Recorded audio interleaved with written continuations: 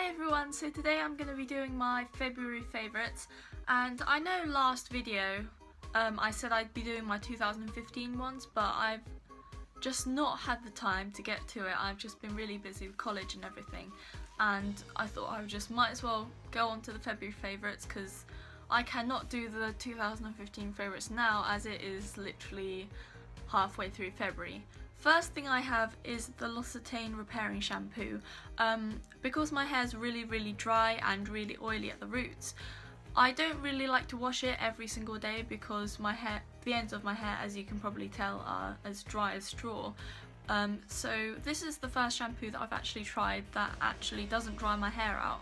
I can use it on the roots and at the ends since I normally just use shampoo on my roots, but I can use this all over my hair and it just does not make it dry at all. If you have really dry hair, or if you have like damaged hair or because I've dyed my hair and bleached my hair quite a few times last year, I kind of need something that's not going to dry everything out and not going to make my hair break out and basically just break and split ends and everything like that. So I would definitely recommend this if sorry about my voice. Definitely recommend this if you have really dry hair or damaged hair and you just need something. This is sort of around the £20–30 mark, so not really cheap, but it is pretty worth it, I must say, and a little bit goes a long way. So the next thing I have are two skincare items, and I've been using Dermalogica for quite a long time now. I think I started using it at the end of 2014, and because I have really bad skin, you might have seen my skin video, I have lots of breakouts, a lot of oiliness, a lot of blackheads and whiteheads and all that kind of gross stuff.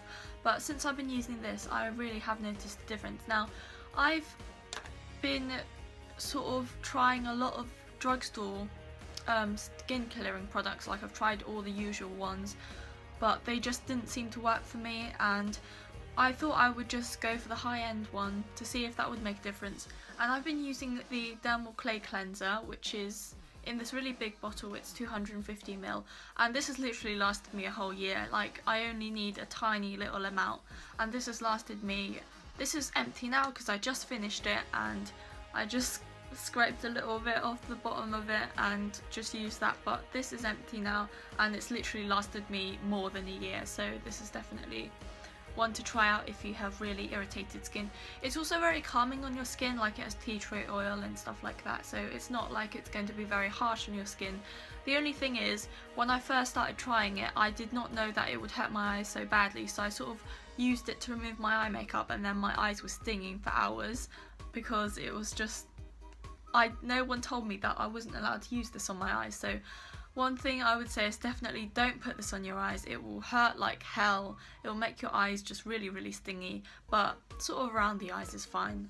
And after I've been using that, I've been using the Daily Microfoliant, and this is just a rice-based formula. It's not like really harsh, not like some of the other face scrubs I've chosen or used.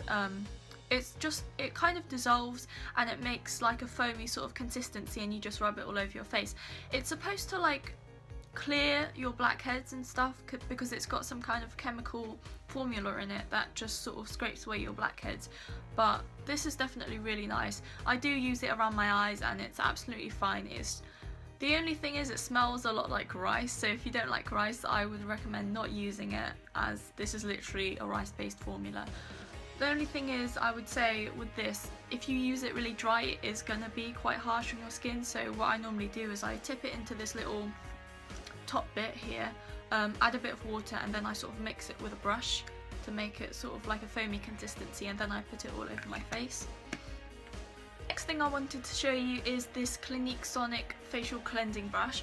I think this came out like sort of 2014, 2013 sort of kind of thing, but this has really changed the way I sort of clean my skin. I've been using this with the Dermal Clay Cleanser and it's seriously worked a treat. It's really soft, so it's not like it's harsh on your skin or anything, and I did ask because I was quite worried that it would make my spots worse, as I don't know, I just thought the bristles would be too much, but I asked them and they were like, oh no, it's fine, and I went home and I bought this. You have to change this sort of head brush thing every 3 months so it doesn't get too dirty, and you sort of press this, and it's got a timer, it vibrates. It's got a timer of about 30 seconds, so at the start you kind of need to build it up so your skin gets used to it. I sort of use this for 1 minute now every time I cleanse my face, and it just works really, really nicely. It really makes my skin feel like it's refreshed, and it feels like it's giving it a really good clean.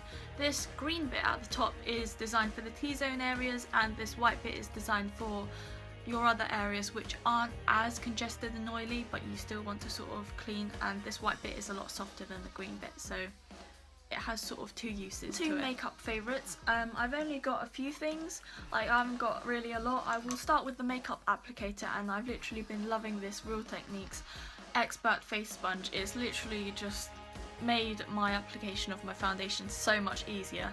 Like, it really helps with not making your foundation look cakey, as it removes the excess foundation that you don't need, and it just gives a really nice natural finish. I like to use it slightly damp. I don't like to use it like really, really soaking wet, as that would just not go well with foundation, but I sort of like run it under the water for a few seconds and squeeze the excess out, and sort of squeeze out the excess water in it using a towel, and then I sort of use it to apply my foundation. And I really like this one compared to the normal beauty blenders, because it's kind of got three sides that you can use for different areas of a face. Like, there's a pointy side which you can use for around your nose or any of those crevices that are quite hard to reach into. There's a flat side which is for your forehead and sort of your temples and stuff, and this round side is just for your cheeks, your cheekbones, your jawline, anything really. And yeah, I did try quite a few of the Primark makeup sponges, and I tried a few of the other sort of beauty blenders that they sort of copied from the original, and they were really hard to work with. This is by far the best thing that I can probably find in a drugstore. It's really soft, it's really it's easy to clean as well. I just used like a bit of facial cleanser to clean it. I don't know if that's wrong or if I shouldn't be using that, but so if I'm not doing it right, please do feel free to tell me you should not be cleaning this with a facial cleanser. But yeah, this one has I've literally not used anything else to put on my makeup for the past months and months and months. Next thing I wanted to show you is a foundation.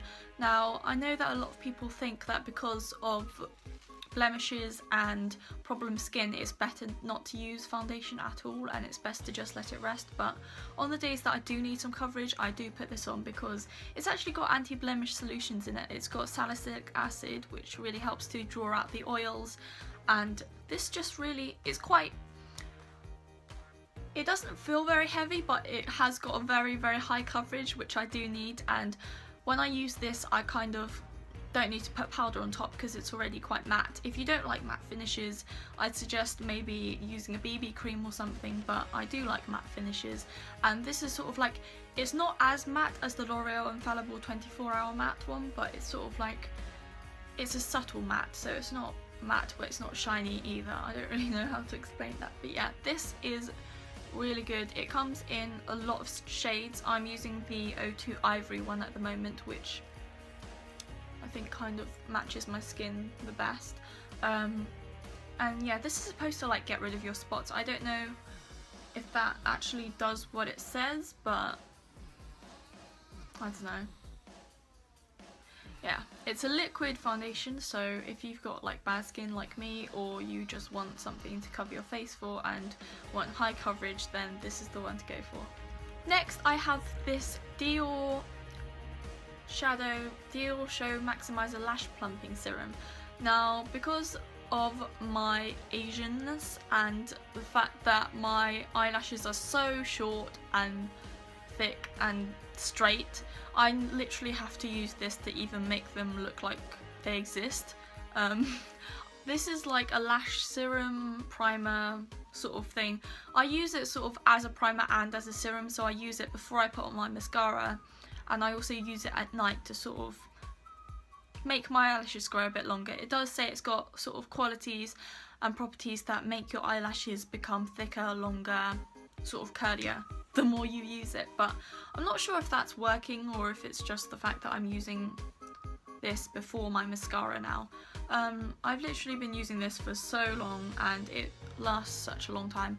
It isn't cheap, it's about £23. I got it in the sale, so it was like 20% off, but the Black Friday sale. But it's just got this sort of wand. It's like this white sort of liquidy thing. If you put too much on, it does make your eyelashes look white, but then you usually just wear mascara to cover it up anyway, so I don't really think that's much of a problem. I've just been really loving using this, and it just makes such a difference compared to when I don't use this and I go on straight to my mascara. It just does make a difference. I have two more things to show you, and it is the Maybelline Brow Satin Pencils. I think they came out like 5 months ago during the autumn season of 2015. I've got this in mahogany red right now. I've also got it in dark brown and medium brown because sometimes my hair colour changes sort of due to, I don't know, sometimes it looks different in different lights, and maybe sometimes I want a softer brow or maybe a more defined brow. The mahogany red matches my hair colour really, really well. This is like the first sort of brand that I've seen do eyebrow pencils in a mahogany, in a mahogany red colour. They usually just do brown and then they skip right into blonde, but this one is sort of like a orangey toned eyeshadow pencil, and it's got this sponge tip which is really handy for just quickly filling in your brows with, and also to make it look a bit more subtle and to just fill in the bulk of it with. And then there's the other end which you twist and you use it to sort of draw in the fine lines and stuff. This kind of reminds me of the Archery brow pencil, except it's quite thin and it's not really got a pointed end, it's got a flat end. But I've really enjoyed using this, and this just makes the whole brow process so much easier. So my last item is a Max Factor item.